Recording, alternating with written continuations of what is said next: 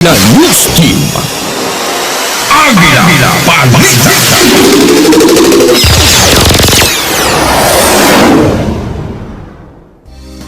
Narito ang balita. Komunidad sa Washington nagdiwang ng Filipino Heritage Month. Alkalde ng West Sacramento nangalap ng mga ideyang pang-inobasyon para sa lungsod. Art Vancouver, ipinagdiwang ang International Talents. North America Toy Fair 2019, kinalap ang global community para sa mga makabagong produkto. At kickboxing, Glory 67, rumamble sa Florida. Agila,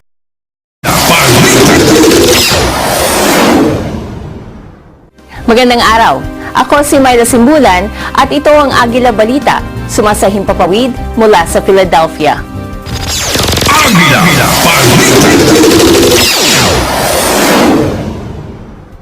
Upang ipagdiwang ang Filipino Heritage Month, isang komunidad sa Washington sa pangunguna ng Iglesia ni Cristo ang nagtipon-tipon sa isang hapong puno ng musikang Pinoy, pagkain at pagbibigay. Narito ang report ni Rose Papa Angeles. Patuloy ang selebrasyon ng Filipino Heritage Month dito sa Estados Unidos. At kasama sa pagdiriwang na ito ay ang Iglesia ni Cristo dito sa Washington, D.C. Siyempre, bida ang mga katutubong pagkaing Pinoy, kulturang Pinoy, ilang mga katutubong sayaw at ang taos sa pusong pagmamahal para sa komunidad. Hi, today we're having our Aid to Humanity here at the Sligo Middle School in Silver Spring, Maryland. Today is a unique activity because we're also featuring Filipino culture. We were able to have musical programs and also we had some entertainment. We had some game booths. We had different food booths representing the various provinces within the Philippines. We shared our Christian values and we also taught about the Church of Christ in these last days. And we are a non-profit organization helping underprivileged kids in Africa. So I came here and they gave us a wonderful donation and we are very happy, and I'm going to spread the word among the Sierra Leonean community and tell them about the Church of Christ and the Filipino people, how good they are. We receive a lot. We receive a lot of books, pencil, pens, crayons, erasers, markers and stuff like that. It's a lot. I can't name everything, but we are so very, very happy about the donation. Yes, we always strive to do our very best to help the community in any way possible. And of course, we use this as an opportunity to show who we are as members of the Church of Christ. May pagkain na, may musika pa, higit sa lahat, pagmamahal para sa kapwa. Ano pang hahanapin mo? Mula dito sa celebration ng Filipino Heritage Month ng Iglesia ni Cristo, ako si Rose Papa Angeles, 1 with 25. Salamat, Rose. Mahigit sa 220 alkalde ng Estados Unidos ang nagtipon sa Honolulu para sa kanilang taunang komperensya. Nakapanayam ni Agila reporter Alfred Acenas, ang isa sa kanila na nagpahayag tungkol sa kanyang serbisyong pampubliko at pati na sa kasaysayan ng kanyang pamilya. Narito ang ulat. Sa unang araw ng taunang pulong ng United States Conference of Mayors, ipinakilala ni Honolulu Mayor Kirk Caldwell sa Agila Balita si Ginoong Christopher Cabaldon, ang alkalde ng West Sacramento sa Northern California. Ang nakatawag pansin naman sa amin ay ang kanyang pinanggalingan. So I am the senior Filipino-American mayor in the United States. I've been mayor since 1998 in West Sacramento, California. So I've been to many of these annual conferences, but it's great to be here in Hawaii with the representation of the Philam community. This is where my great-grandparents and grandfather came from the Philippines to California. It was through Honolulu. Lakip ang kanyang karanasan bilang isang pampublikong opisyal, inasahan ni Cabaldon na makipagtulungan sa kanyang mga kapwa-alkalde sa kanilang 4 na araw ng pagpupulong at upang matuto ng mga makabagong paraan para lalong mapabuti ang kanyang paglilingkod sa kanyang lungsod. So at this meeting, we're both working hard around big national policies around immigration and infrastructure and innovation and technology. But also I'm here to just learn, what are other mayors doing in the United States that I can steal? Great ideas, great pilot projects. What are the lessons that they're learning and bring them back home, whether it's transportation or homelessness or education. There's some great ideas happening all across the United States and cities, and I want to see what I can bring back home to West Sacramento. Ibinahagi rin ng PhilAm na alkalde mula sa West Sacramento ang kanyang pangitain sa ilang mga issue. Isa na rito ay ang laganap na pagbabago sa klima. Climate change is affecting everywhere, and although West Sacramento is not on the coast, we're surrounded by water, just rivers and levees. And so the impact of both sea level rise, but also changes to the forest management, to snowpack, is driving major risks for our people. So we have made a commitment to get to zero new carbon by 2040, maybe even more aggressively. It's one of the most aggressive plans in America to try to do our part to reduce the worst effects of climate change, not just in our city, but around the planet. Bago natapos ang aming interview, pinangarap ni Cabaldon na sana mas marami pang Filipino-Americans ang maglingkod sa kani-kanilang komunidad, lalo na bilang mga pampublikong opisyal. There aren't enough Filipino-American elected officials in the United States and not enough mayors.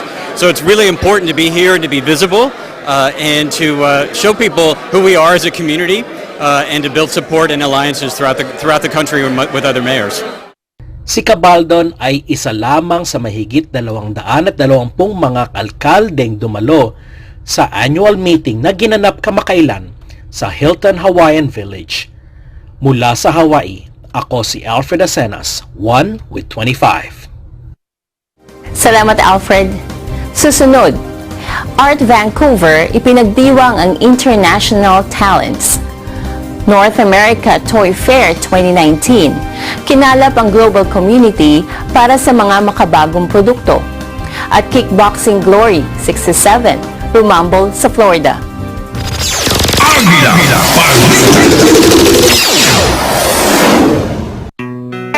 Health is our most important asset, and it should always be a constant effort.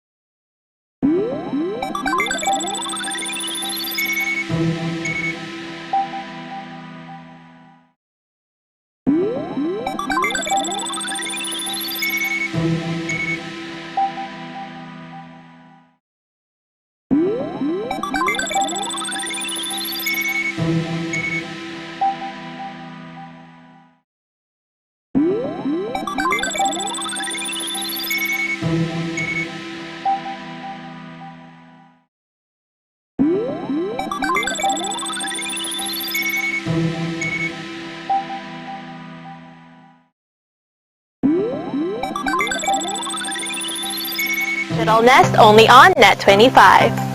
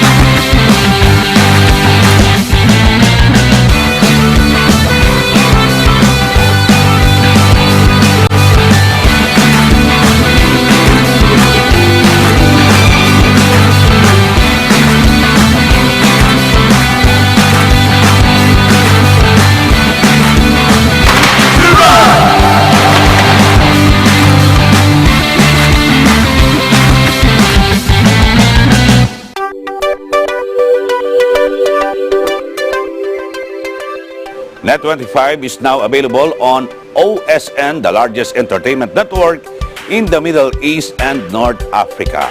Watch your favorite Net25 shows on OSN channel 725, same day as the Philippines. Net25 shows live and on demand anytime, anywhere, on any mobile device on OSN Play.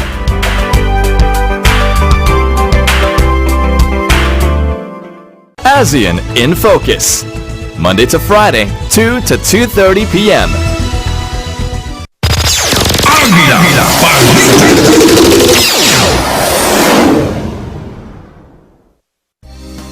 Kayo ay nanonood pa rin ng Agila Balita. Ako si Myla Simbulan. Balitang arte at kultura. Sa pagdiriwang ng talentong pang-international at diversidad ng kultura, dala ng Art Vancouver sa British Columbia ang 1,200 mga gawa mula sa iba't ibang disiplina. Narito si Kathleen Cruz. Ang Art Vancouver ay isang natatanging selebrasyon na kumikilala sa internasyonal na talento sa pamamagitan ng sining. Ipinagmamalaki ng Art Vancouver ang mahigit 100 nitong mga orihinal na gawa mula sa mga artist at exhibitor mula sa Canada at sa iba't ibang mga bansa. Kaya naman sa taong ito, ang tema ng event ay Uniting Nations Through Art. Art Vancouver is an international art fair. It happens every single year, so it's an annual event at the convention center where we are right now. It's a 4-day event, and we have over 100 artists and galleries coming from all around the world to exhibit their artwork. Ang event ay nagpakita ng mahigit na 1,200 na display para sa madla. Ito ay sa pamamagitan ng mga paintings, skulptura, fotografiya at marami pang iba. This year's theme is United Nations Through Art. So our goal was to bring artists from all around the world. We have over 20 different countries represented in here. So we're really trying to bring the different culture, different impacts, and different techniques into one place in here in Vancouver. Kasama rin sa programa ng Art Vancouver ay ang art classes, workshops, guided tours, speaker theories at sa taong ito ang Art Masters.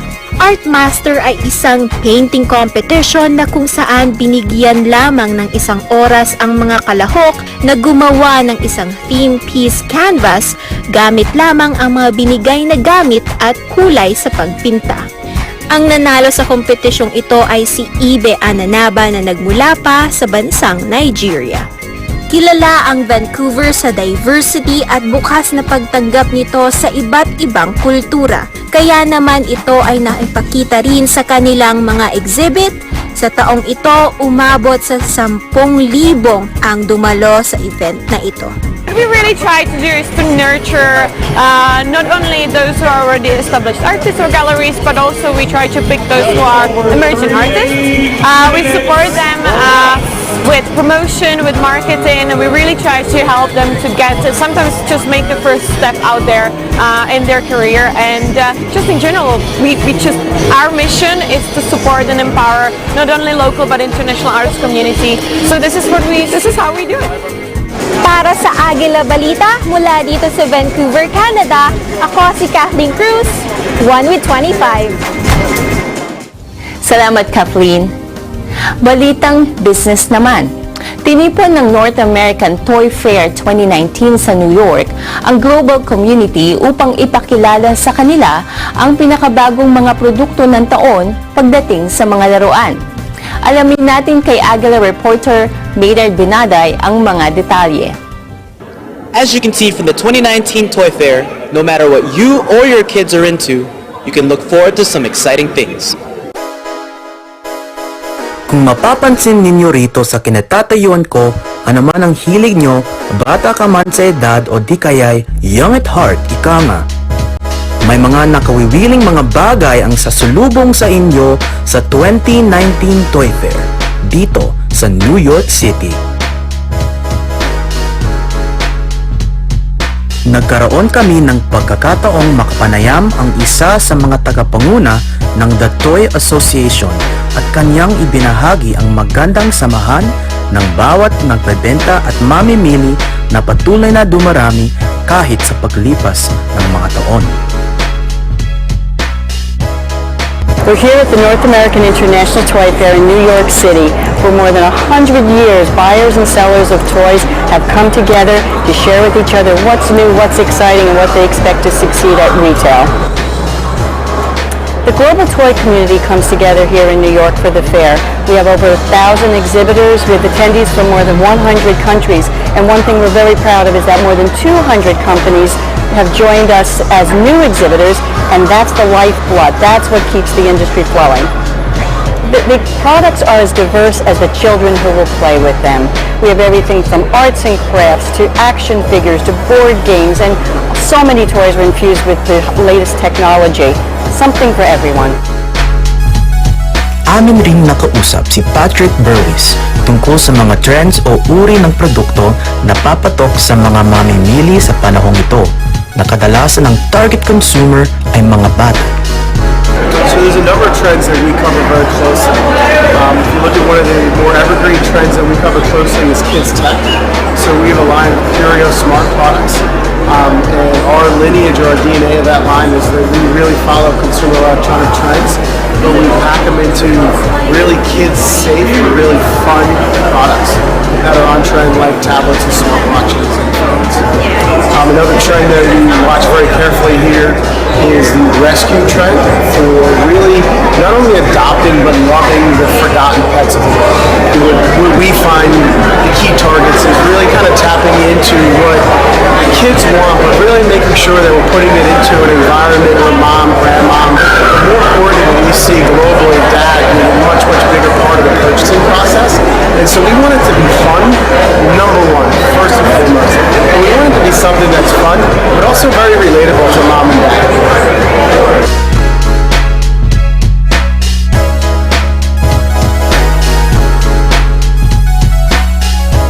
Nag-uulat mula sa 2019 Toy Fair. Ako si Maynard Benaday, 1 with 25. Salamat, Maynard. Balitang sports. Kamakailan nakatikim ang fans ng martial arts sa Florida ng tagumpay nang nagsagawa ng Glory Kickboxing ng pinakaunang laban nito sa Sunshine State. Silipin natin ang aksyon kasama si Agila reporter Jay Rosquites.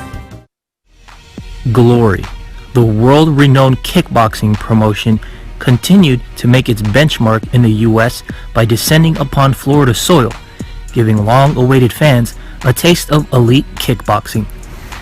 The event, Glory 67 Orlando, marks the first time that the organization hosted an event in the state of Florida. Held at Silver Spurs Arena, Glory 67 pitted some of the best fighters in the world against each other.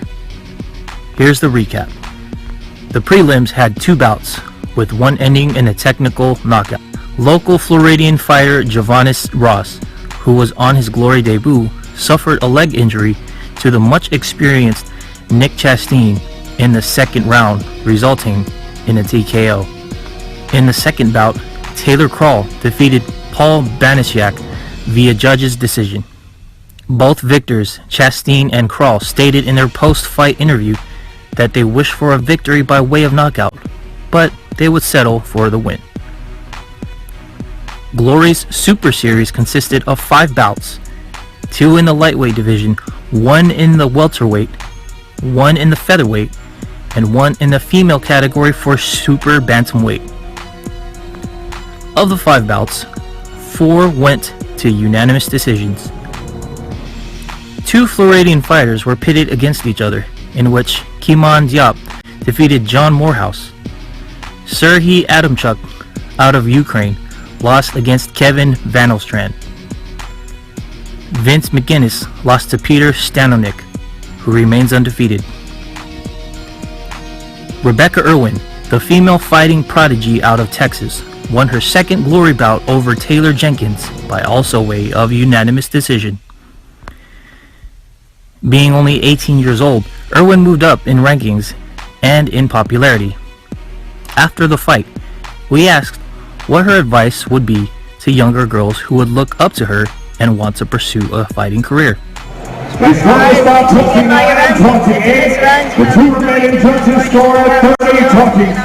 The first knockout of the night came in at the 43-second mark of the first round when Ross Levine landed a head kick on Thomas Diane. Levine's victory marked his third straight for the former 12-time World Sport Karate Champion. The main card consisted of 5 bouts in which 4 of them resulted in unanimous decisions. The second knockout of the night, which also came in the first round, belonged to Elvis Gashi, who landed a brutal body kick on Justin Houghton. Gashi's 23-second knockout marks a milestone in what could possibly be the fastest knockout in Glory history. In the last fight before the championship bout, Asa Tenpao emerged victorious over Moroccan Hussam El Kasri. After the event, Tenpao acknowledged the support of the crowd in the fight that marked his homecoming to Florida. It definitely gave me a boost. Definitely, the crowd support in there, got me going, and I wanted to showcase everything that I learned. So. Most likely, moving up in rankings, Tenpao believes that everyone in the top 10 deserves a shot at the title.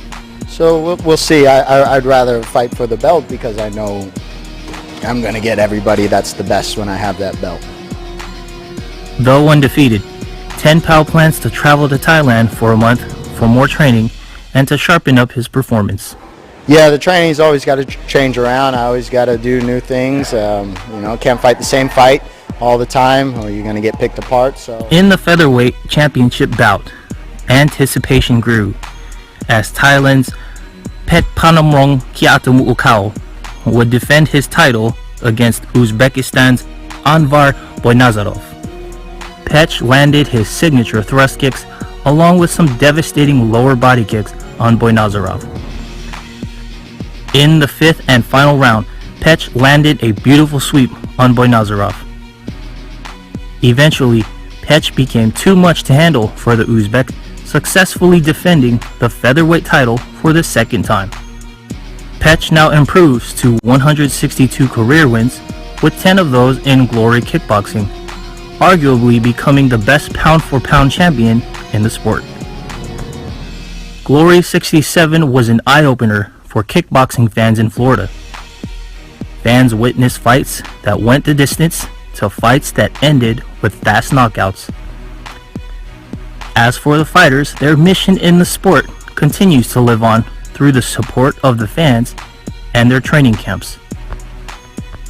However, fighters like Tenpao drew some awareness about the sport. Yeah, so being a fighter from Florida is very hard to get high-profile fights. You definitely have to travel, especially as an amateur. So for us, it's very hard. We have a couple amateur tournaments that come through, but it's very difficult for the fighters here. You definitely have to hustle, and you definitely have to get your name out there to get the fights. And there you have it, signing off. From Silver Spurs Arena in Kissimmee, I'm Jay Rasquitas, 1 with 25. Salamat, Jay. At iyan ang Agila Balita. Samahan niyo kaming muli sa susunod na Lunes para sa isa na namang malamang edisyon puno ng impormasyon mula sa aming mga bureau sa buong mundo. Bisitahin ang aming mga website, eaglenews.net at eaglenewslive.com. Sundan kami sa facebook.com/eaglenews at sa twitter.com/eaglenews. Salamat sa panonood. Ako si Myla Simbulan mula sa Philadelphia. Laging 1 with 25. Tutok lang, pagbabalik ang Agila Balita. Sumainyo ang mga balitang